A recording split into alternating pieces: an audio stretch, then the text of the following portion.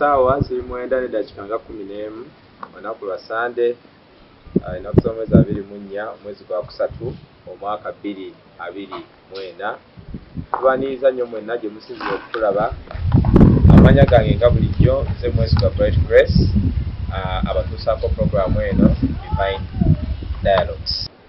Tubatumiddeko yonna gye muli mwebale kutulaba mwebale kutuwuliriza era tubasaba mwongere okulaba bye tubateekera ku mukutu guno ogwa Love of God Church YouTube channel. Akati olwaleero natera tukomyewo okwogerako gy'oli naye nga ngenda sooka mbajjukize nti omwaka guno 2024 ng'enkola yaffe bweri omulamwa gwaffe gwe tuliko twagujja mu Luka essuula ya 18 n'olunyiriri olwa 27 nga gugamba nti ebyo ebitayinzika eri abantu biyinzika eri Katonda. Nabwe kityo olwaleero era tukomyewo okwogerako gy'oli era nga nkyazizza luno abakulu babiri. Ntera okujja ne mukadde wange omusumba Nvuleko Richard Bishop naye ku luno twasazeewo tujje n'omugenyi omulala twongere okwogerako eri obulamu bwo. Wano we tuli olwaleero tuli ku Kiti Parents Primary School. Essomero lino liriraanye Matugga amansaidize Matugga. Otuuke Matugga awo okwata ekikulu ekidda ku Kiti ojasanga essomero awo eryegulidde erinnya mu kuyisa abaana era nga mu kaseera kano we tutudde era otokere. Nja kusaba bakadde bange beeyanjule. Yatandika ne mukadde wange ali ku mukono ogwa ddyo then ne sayidi eno bwe banaabamaliriza tujja genda mu maaso. Soma okwaniriza. So nyanza nnyo nyanzege nange neesiima olw'akaseera kano. Amannya agange Omuta David Wabugembe era nga nze director w'essomero lino Kiki Parents Primary School ate nga ne ku sayidi endala y'omwoyo ndi musumba era ekkanisa bagiyita Good Soil Church International. Neyanza nnyo olwa programu eno y'abantu. Tweza tweyanzege omusumba David Wabugembe ate nga era ye director wa Kiti Parents Primary School ekifo w'otwogerera kati wano mu Kiti. So mukadde wange dakika zino kanzikuwe weyanjule. Kama yeebazibwe twebaza Katonda nate okuba mu kifo kino nga sigwe mulungi ogusoose mukulu ono nga nkyaza mu programu eno naye nga n'olwaleero mpezwa nnyo mu kifo kubaawo tutibwa Nvule Richard Hope omusumba wa Love of God Churches. Mukama tumwebaza okubawo omusumba wa Love of God Churches. Ndowooza feesi y'esimpya gye tuli ng'era bw'agambye ntera okumukyaza ku programu eno Divine Encounters or Divine Dialogues era nga kyemmanyi bangi kumwe muli eyo mukoleddwa bulungi nnyo olw'ebigambo n'obubaka bwa sharinga naffe kaze ku programu yaffe eno.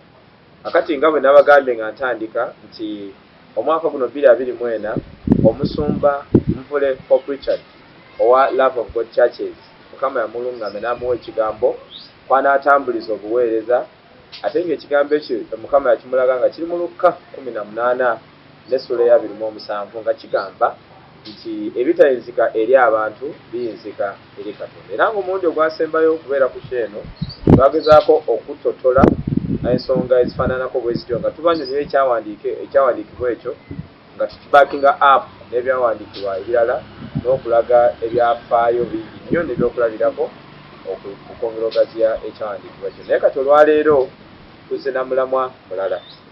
Omulamwa ogutuleese leero tetugenda kunnyonnyola kigambo kino kubanga twakinyonnyola naye tugenda kulaba tugenda kubaganya ebirowoozo ku biki oba kiki omuntu kyateekeddwa okukola Katonda asobole okuyinza ye by'atayinza.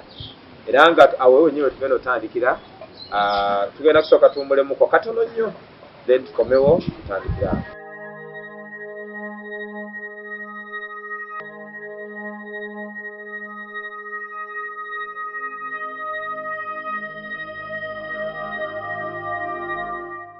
Tukomyewo nate ku mpewo za YouTube channel ya Love of God Church.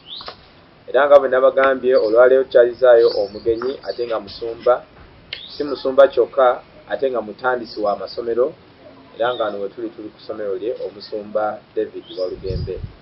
sebo ekyandiikibwa ky'omwaka kye tutambuliramu kiwulidde bulungi. Akati njagala nkusabe oyambe abantu abatulaba okumanya kiki omuntu kyateekeddwa okukola Katonda asobole okuyinza ebyatayinza. Sebo neeyanza nnyo neeyanzeege abantu baffe mwenna abatuwuliriza omuntu kyateekeddwa okukola okuba nti Katonda asobola okukola ebitasoboka kubanga omuntu akomezeka naye Katonda takomezeka yayinza byonna era Bayibuli nti ebintu byonna bisoboka gy'ali. Abantu ffenna tuteekeddwa okutwala ennono y'okukkiriza Katonda. Tuteekeddwa okukkiriza Katonda kubanga bwe tutakkiriza Katonda sebo tuba tuziyiza Katonda okukola. Era ne Mukama waffe Yesu Kristo bwe yatambulanga yabuuliranga enjiri n'akola ebyamagero naye walimu bwe n'agamba nti okukkiriza kwo kukuwonyezza so nga ate yali nannyini buyinza. Kitegeeza ffe ng'abantu tulina okutegeera ekigambo ky'okukkiriza. Era sebo bwe tubanga tusomyeko mu Bebulaniya essula 11 olunyiri olusooka ojja kubanga okusomerayo abantu baffe batutegeere bulungi tujja kutegeera omulama gw'okukkiriza ennono eno y'okukkiriza kyeki. Tusooke tukitegeere ddala okuva mu byawandiikibwa then tunaakigaziya mu ngeri endala. Otukoze bulungi nnyo Musumba, olina akantu k'otandise nako otugambye nti empagi y'okuleetera Katonda okuyinza ku by'otayinza kuba kukkiriza. Era oba okitegedde otya singa okomyawo nandibadde nkyalinamu akabuusabuusa kubanga tulina ebintu bingi bye tukkiririzaamu naye ate ogasseko akagambo nti okukkiriza Katonda nti wowe oyagala Katonda ayinze ku by'otayinza mukkirize. Akati tugenda tandika n'okutegeera ojja tuyambako okutegeera ekigambo okukkiriza kyekitegeeza. Ndowooza we wano oŋŋambye ensome owanaava obubaka obwo. Kale Bayibuli etugamba bweti mu Abebulaniya essula ya 11 onyiri olusookera ddala lugamba nti okukkiriza kye kinyweza ebisuubirwa kye kitegeereza ddala ebigambo ebitalabika. Yinza okuluddamu oba lugambye bwe luti okukkiriza kye kinyweza ebisuubirwa kye kitegeereza ddala ebigambo ebitalabika. Taata wo ngambye okusoma eyanzanyisa olulimi olwo. Okukkiriza kwe kunywereza ddala kwe kutegeereza ddala ebyo ebintu ebisuubirwa. Emirundi egisinga bwe tujja ewa Katonda ne tusaba ffenna tujja nga tulina essuubi era bwe tumala okusaba tuba n'essuubi nti ekintu ekyo kyensabye oli kyasabye Mukama ajja kitukolera. Naye ate okusinziira ku kyawandiikibwa kino kitutegeeza nti tugendeko maaso oba tusukkeko ku kusuubira kubanga omuntu asuubira abanga agamba nti kiyinza okubaawo kiyinza obutabaawo.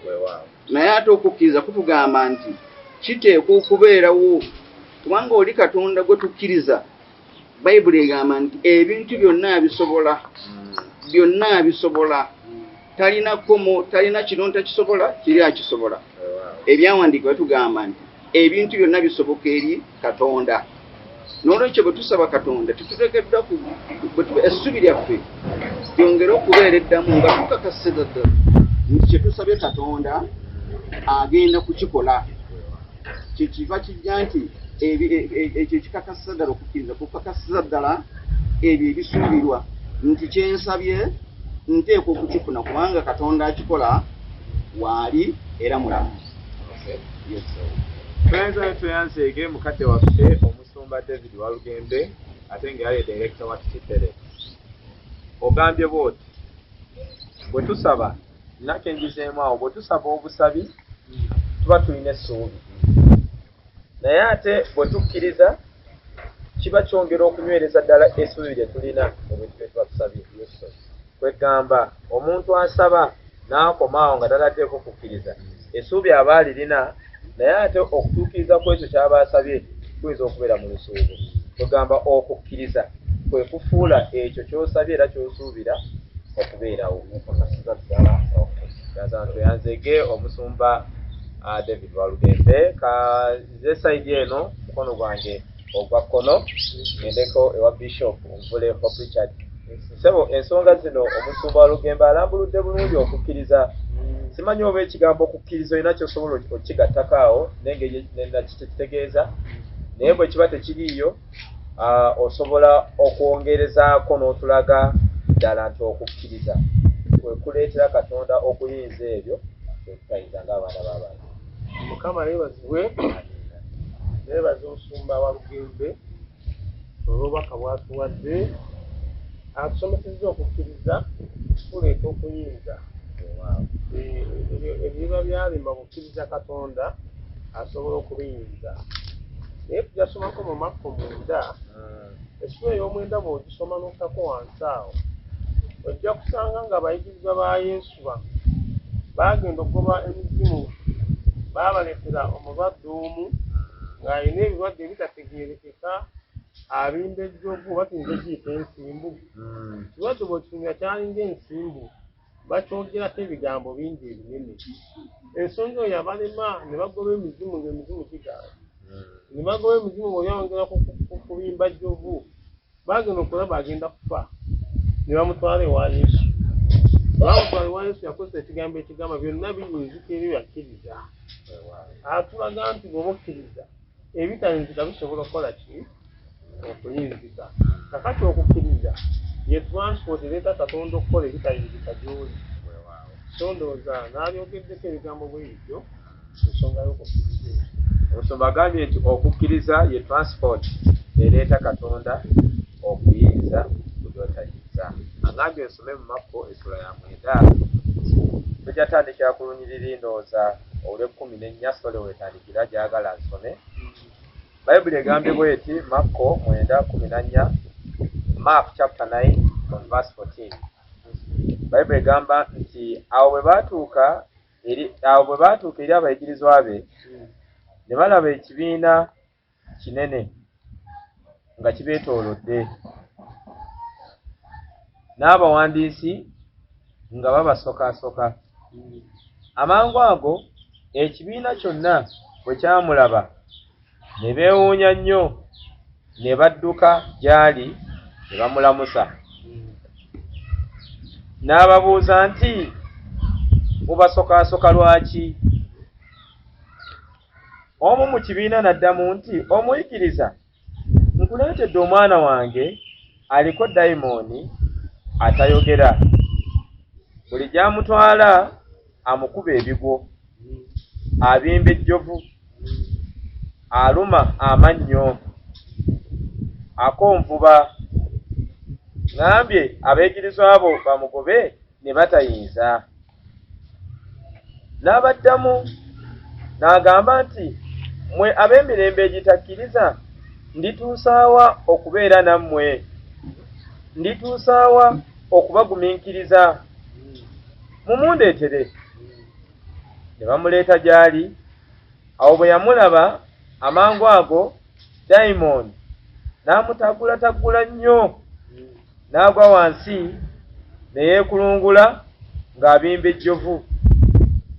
N'abuuza kitaawe nti, obulwadde buno kasookedde bumukwata bbanga ki? N'agamba nti, bwa mu buto. Emirundi mingi ng'asuula mu muliro ne mu mazzi, ng'amusuula mu muliro ne mu mazzi okumutta. Naye obanga oyinza, tusaasire otubeere. Yesu n'amugamba nti, obanga oyinza, byonna biyinzika eri akkiriza. 24.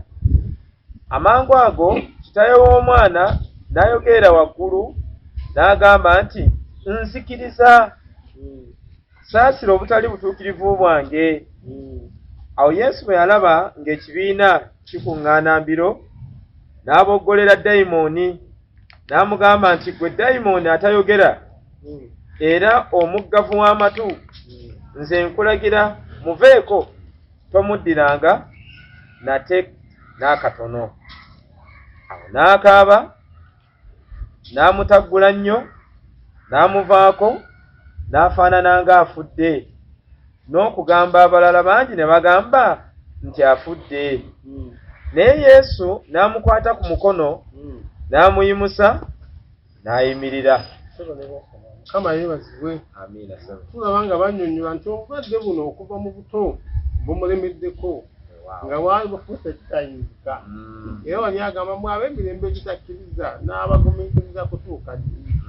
Nga kiraga wayagala okukkiriza kubeerewo bwe kunaabeerawo ekitayinzika kisobole okukola kitya okuyinzika.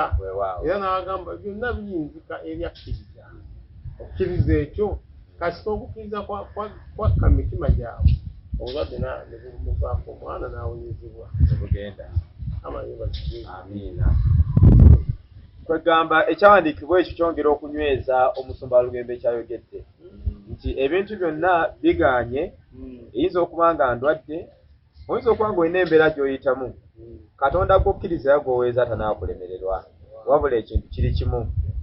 Embeera eyo bw'obanga osaba Katonda akuyamba agikuggemu, okusaba kwo okutaddeko okukkiriza. Ekyo kibuuzo nsaba gwe atulaba yonna gy'oli osigale ng'okyebuuza kubeera ansa yaakyo gwakirina. Tugenda kummulamu neera katono nnyo. Bwe tunaakomawo tujja kugenda mu maaso. Naye nga twongera okubeebaza mwebale kutulaba yonna gye musinziira. Mukama abatwagalire tukomawo.